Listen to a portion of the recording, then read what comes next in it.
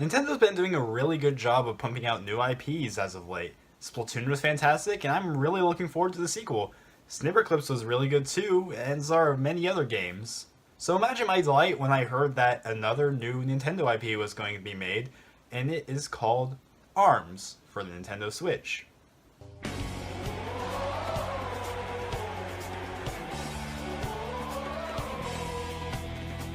So, ARMS. ARMS is a weird kind of fighting game. It's not the usual type of fighting game you'd come to expect of this genre. Rather than focusing on combos and complex inputs to do special moves, ARMS decides to Nintendoize this genre and have it focus on mind games and counterattacks more than anything else. You see, the main thing that differentiates this from other fighters are the, well, arms. You attack your opponents using long, extendable arms that you can equip, with each one of them having a unique special ability. One might be big and heavy, doing huge damage. One might be fast and small, being able to sneak up on the opponent from the side. It's a very big risk and reward system. If you can land a grab, and believe me, people will try to grab,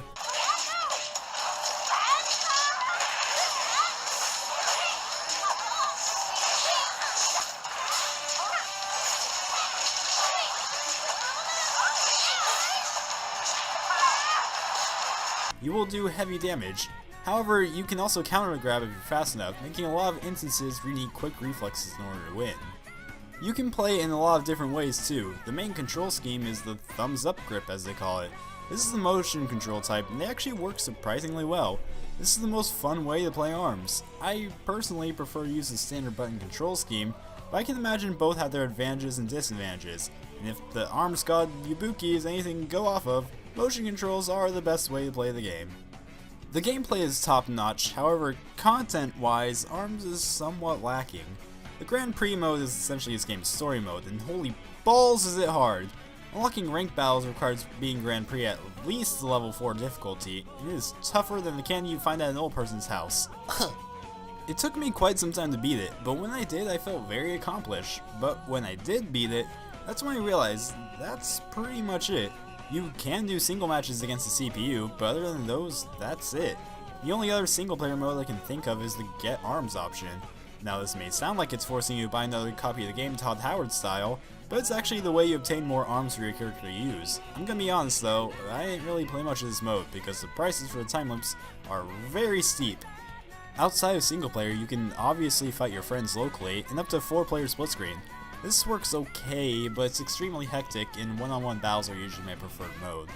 You can also play online against other people. There's the previously mentioned rank battle, where you level up your rank when fighting against others. These are strictly one-on-one battles, and for the most part, there were no hiccups or lag spikes anywhere. Party battle, in my opinion, is the best way to play ARMS. In it, you're placed inside a lobby full of other people to fight, but the fights are always so varied and interesting. Sometimes you'll fight one-on-one, sometimes you'll play volleyball, and sometimes you'll play basketball where your opponent is the ball. The amount of variety is so vast that it never got boring for me, and I was consistently having fun. So with all of that said, is ARMS worth the purchase? I would say yes. If you have access to the internet, the online offerings alone are well worth the price. Now I do wish that the single player offerings were a bit more robust, but with the promise of more characters, stages, and modes in free future DLC, I can see myself playing this for quite a long time.